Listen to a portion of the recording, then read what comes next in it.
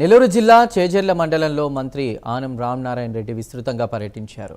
పెరుమాళ్లపాడులో 1,50,00,000 శ్రీ నాగేశ్వర స్వామి దేవాలయ అభివృద్ధి పనులకు భూమి పూజ చేసి శంకుస్థాపన చేశారు. అనంతరం చేజర్లలో 2 కోట్ల రూపాయలతో చేపట్టనున్న శ్రీ చెన్నకేశవ స్వామి దేవాలయ పనులకు శంకుస్థాపన చేసి అక్కడ నిర్మించిన సీసీ రోడ్లను ప్రారంభించారు.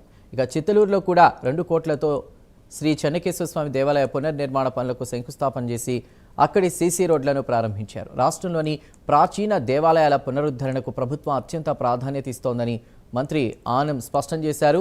ఎన్నికల హామీలు నెరవేర్చామని, ఆలయాలను ఆధ్యాత్మిక కేంద్రాలుగా తీర్చిదిద్దుతున్నామని అన్నారు.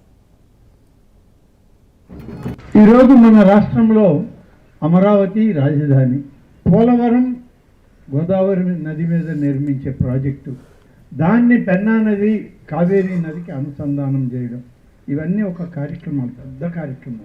ఇవాళ కాకపోయినా ఇంకొక 5-6 సంవత్సరాలకి అమరావతి పూర్తయిపోద్ది. అమరావతి ఒక పెద్ద నగరంగా, అతిపెద్ద దక్షిణాది రాష్ట్రాల్లో అతిపెద్ద రాజధాని నగరంగా రూపుదిద్దుకుంది. అలాగే పోలవరం ప్రాజెక్ట్ అనేటువంటిది బహుశా ఆసియాలోనే అతిపెద్ద కాంక్రీట్తో నిర్మాణం చేసేటువంటి పోలవరం ప్రాజెక్టు అనేక ప్రాంతాలకి త్రాగునీరు అందించేది. అటు ఉత్తరాంధ్రలో ఉన్నటువంటి శ్రీకాకుళం, ఇచ్చాపురం వరకు నీళ్లు, ఇటువైపున మన పెన్నా నది వైపు నీరు ప్రవాహం వచ్చేటువంటి పరిస్థితి. ఇవి ఎప్పటికొకప్పటికి పూర్తవుతాయి.